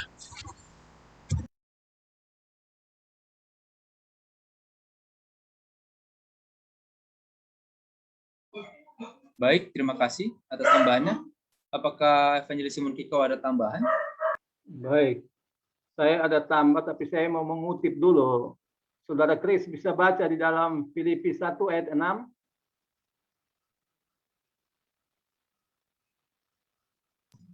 Filipi 1 ayat 6. Ya. Akan hal ini aku yakin sepenuhnya, yaitu Ia yang mulai pekerjaan yang baik di antara kamu akan meneruskannya sampai pada akhirnya pada hari Kristus Yesus. Baik, tadi pertanyaannya bagaimana kita bisa seperti Yesus? Ya, saudara-saudara, dikatakan apa yang sudah mulai dari awal yang baik diteruskan. Ya, pengalaman kekudusan ini dikatakan adalah pengalaman total. Jadi tidak separuh-paruh. Ah, sekarang saya buat A, besok tidak. Enggak, dia bilang begitu. Ya, jadi pengudusan ini harus menjadi satu pengalaman total. Ya, itu dimulai dari saat kita bertobat dan diteruskan sampai selama hidup kita. Ya, saudara-saudara, memang tadi dikatakan itu hanya milik Allah, dikatakan oleh pendeta ya. Ya, jadi kita jangan terlalu dikatakan ketakutan untuk berharap kudus ya. Namun dikatakan ya, dan di dalam hubungan kita dengan Tuhan itulah saatnya kita sebagai orang-orang yang percaya akan bertumbuh. Saudara-saudara, jadi dimulai dengan awal ya, terus total ya. Proses ini berjalan terus menerus yang dikatakan pertumbuhan rohani itu terjadi. Kalau 2 Korintus 7 ayat 1 apa Saudara Kris? Satu lagi Saudara Kris. 2 Korintus 7 ayat yang pertama. Iya. Saudara-saudaraku yang kekasih, karena kita sekarang memiliki janji-janji itu, marilah kita menyucikan diri kita dari semua pencemaran jasmani dan rohani, dan dengan demikian menyempurnakan kekudusan kita dalam takut akan Allah. Allah, itu saja ya, kita menyucikan ya hal-hal pencemaran jasmani dan rohani dalam takut akan Allah. Ya, proses kekudusan memang tadi apa yang disampaikan pendeta Surya tadi adalah hak Allah. Ya, kita punya kekudusan nanti dalam proses. Tentu dikatakan sampai kedatangan Tuhan, umat-umat Tuhan akan diproses ya sampai menuju kepada kekudusan. Ya, kiranya kita menyempurnakan diri kita ya, badani, rohani, ya semua dari pencemaran-pencemaran dunia ini. Mungkin itu yang bisa saya tambahkan. Baik, terima kasih banyak atas tambahannya, Penjelasan Murkikau. Nyata tadi masih ada satu lagi pertanyaan baru masuk ini dari Bapak Mauricia. Ini terakhir, saya rasa ini yang terakhir ya, karena juga datangnya terakhir. Dikatakan seperti ini: jika tidak menaati hukum, akan ada hukuman atau konsekuensi. Bagaimana sebagai umat Tuhan kita bisa tidak menganggap hukum sebagai kuk? Ini menarik. Tadi saya sempat mendengar pendeta muda saudara Seniper menyatakan hukum itu kuk ya, kemudian ya, seperti sapi tadi dibilang, ada yang beban atau yang mengatur arah jalan. Oleh karena itu, mungkin langsung saja kepada pendeta muda saudara Seniper, karena ini berhubungan dengan kuk. Apakah hukum itu kuk? Atau kuk yang bila hukum itu kuk yang seperti apa? Karena kuk itu enak ya. Baik, silakan. Ya, baik. Saudaraku, itu sebuah ilustrasi ya.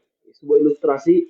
Kalau saya dulu tinggal di kampung di Sumatera, saya sering lihat kerbau itu menarik kuk, ya, bawa kuk dia. Jadi di atas lehernya ini, karena sapi itu lehernya itu melengkung, ditaruh di sana sebuah apa? Sebuah balok besar. Biasanya balok besar ini kalau nggak digunakan untuk menahan tarikan bajak di sawah, balok ini juga bisa dikaitkan untuk gerobak. Nah, ya. Jadi saudaraku, sapi atau kerbau ini menahan beban yang cukup berat, menahan tanggungan yang luar biasa berat. Dia harus menarik gerobak dengan isinya, bahkan dengan orang-orangnya pun dia harus angkat itu. Dan kalau tidak diangkat, biasanya akan dipukul. Tapi Tuhan berbeda. Tuhan tahu hukum-hukumnya itu adalah hukum-hukum kesempurnaan yang tidak bisa dilakukan oleh manusia. Tuhan sadar betul bahwa umat-umatnya sama sekali tidak akan bisa melakukan 10 hukum dengan sangat sempurna. Tuhan tahu itu. Sehingga pertanyaan dari pemirsa tadi mengatakan apa? Apakah umat-umat Tuhan boleh nggak menganggap itu sebagai kuk? Tuhan bilang, saya rindu umat-umat Tuhan membacakan Yohanes 14 ayat 14 dan 16. Boleh saudara Kris juga bacakan? Supaya pemirsa boleh sama-sama membaca dan belajar. Yohanes 14 ayat 14 dan 16. Yohanes 14 ayat 14 dan 16.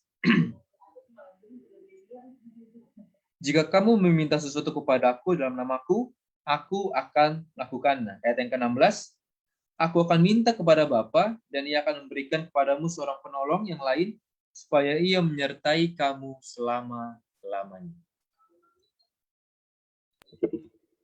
Iya, baik.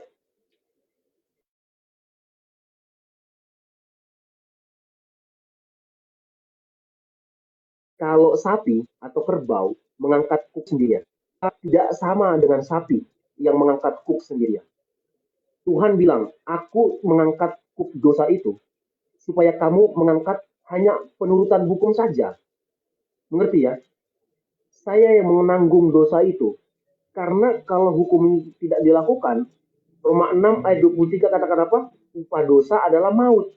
Yesus yang tanggung kuk yang paling berat. Sehingga yang dipinggulkan kepada kita, yang dipanggulkan kepada kita, hanyalah kuk untuk mengasihi. Bukan lagi kuk untuk mati, saudaraku. Bukan kuk untuk matinya. Sehingga Tuhan apa? Aku sudah mengalahkan dunia, dia katakan. Aku sudah menang terhadap dosa dan aku sudah menang terhadap kematian. Aku yang menanggung dosa dan kematian itu, aku sudah tanggung. Dan sekarang tugasmu hanya satu. Kuk yang kupasang ini ringan dan bebanku pun enak. Yaitu apa? Hanya mengasihi saja. Bayangkan saudaraku, betapa baiknya Tuhan itu. Dia sudah mengangkat kematian daripada kehidupan kita. Dia sudah mengangkat dosa daripada kehidupan kita. Yang harusnya menjadikan kita yang mati dan menjadikan kita berdosa. Tapi Tuhan katakan apa? Aku sudah pikul semuanya. Yang kamu pikul sekarang, kuk yang kamu pikul sekarang adalah kuk untuk saling mengasihi. Harus bagaimana lagi Tuhan memerintahkan kepada kita? Harus bagaimana lagi Tuhan mengajak kita?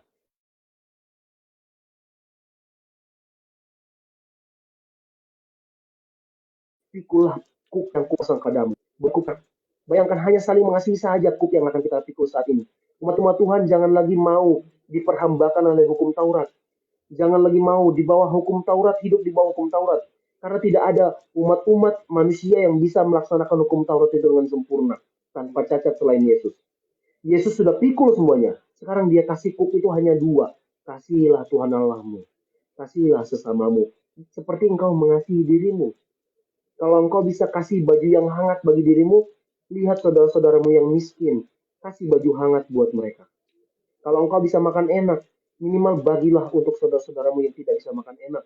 Supaya sama-sama bisa makan. Itulah bukti engkau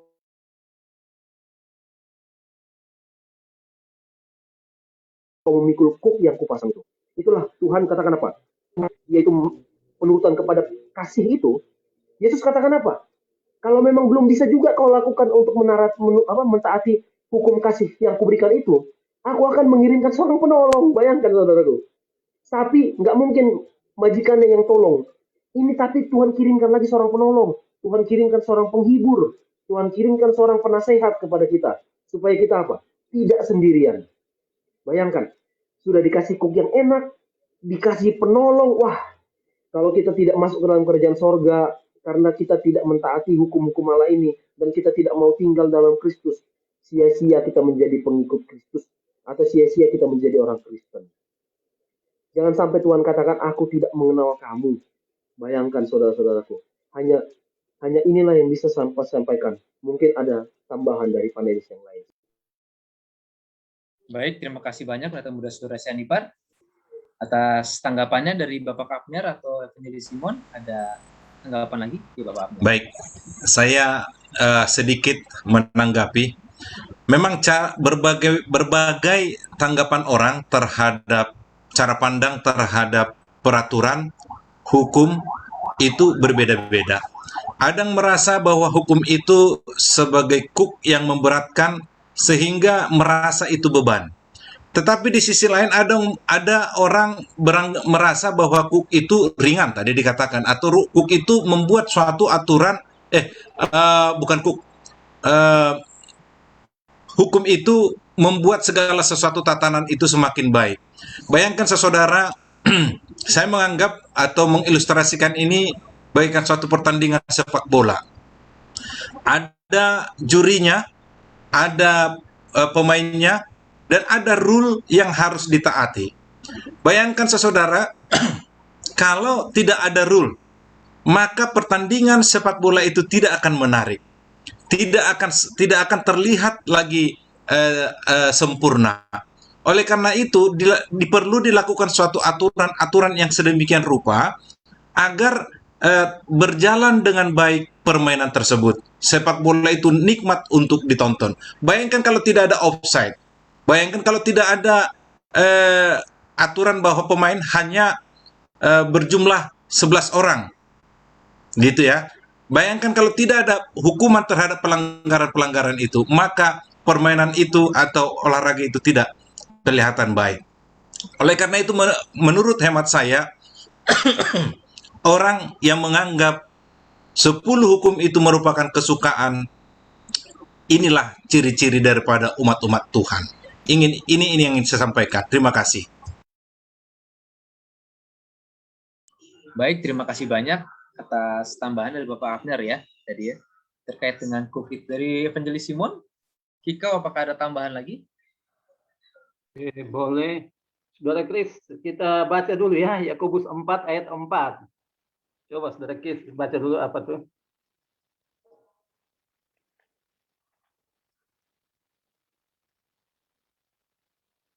Yakobus 4 ayat yang keempat. Iya.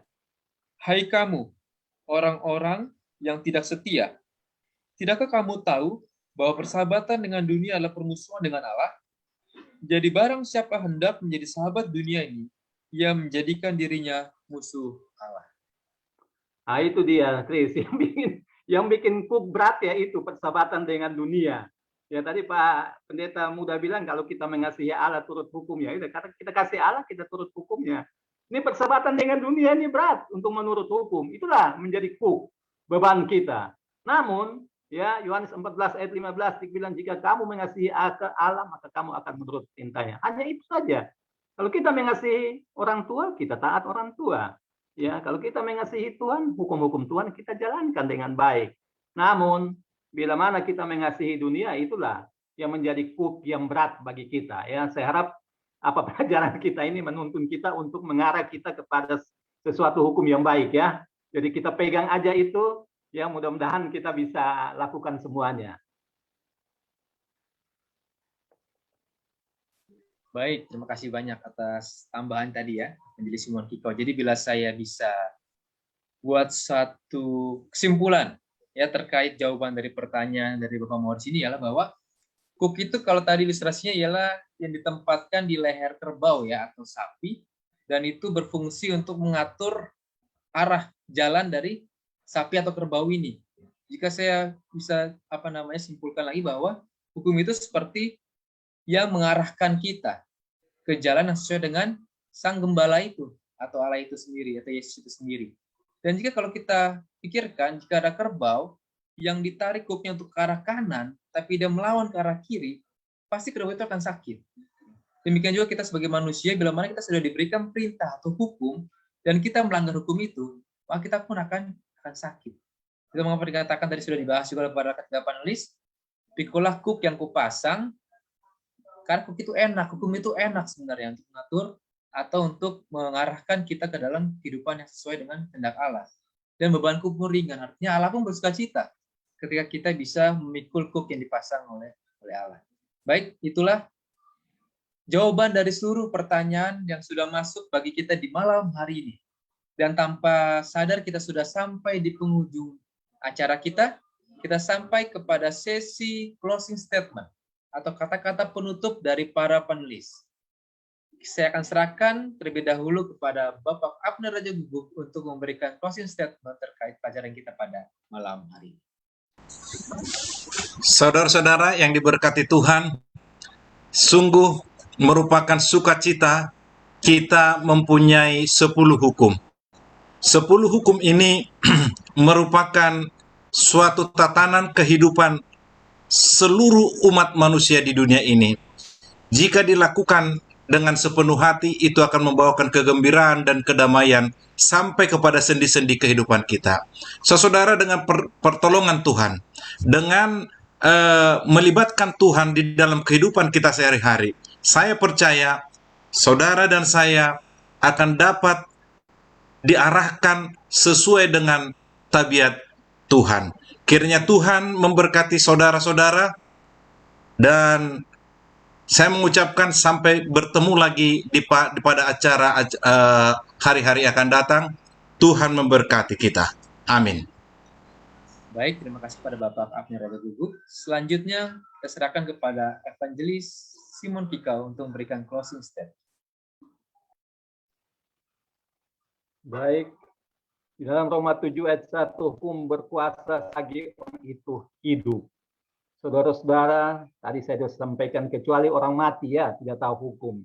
Kalau kita orang hidup, di dunia ini patuh hukum, patuh pemerintah, patuh peraturan di jalan, patuh aturan-aturan yang ada di dalam negara. Begitu pula, ya, di dalam kehidupan kita beragama ini kita harus patuh kepada hukum-hukum Tuhan.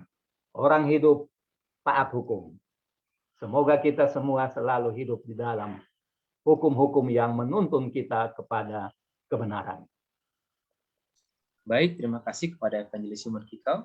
Selanjutnya, pada Pendeta Muda Surya Sianipar, kami silakan untuk memberikan closing statement. Terpujilah Tuhan, kita tiba pada akhir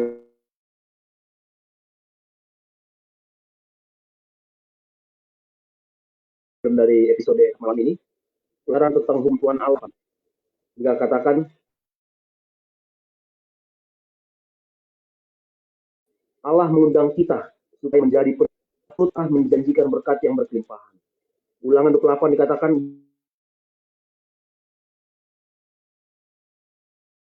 jika engkau baik-baik mendengarkan suara padamu, lakukan disampaikan kepadamu pada hari ini, maka Tuhan Allahmu akan mengangkat engkau di atas segala bangsa di bumi. Dan dia katakan dalam 1 Petrus 2 ayat 9, dia tidak hanya mengangkat kita di atas segala bangsa di bumi, tapi Tuhan juga menjadikan kita bangsa yang kudus, umat kepunyaan Allah itu sendiri, dan kita menjadi imamat yang rajani. Ya, itulah janji Allah kepada kita semuanya. Biarlah kehidupan kita melalui pelajaran pada malam hari ini membawa berkat dan sukacita, membawa kehidupan kita menjadi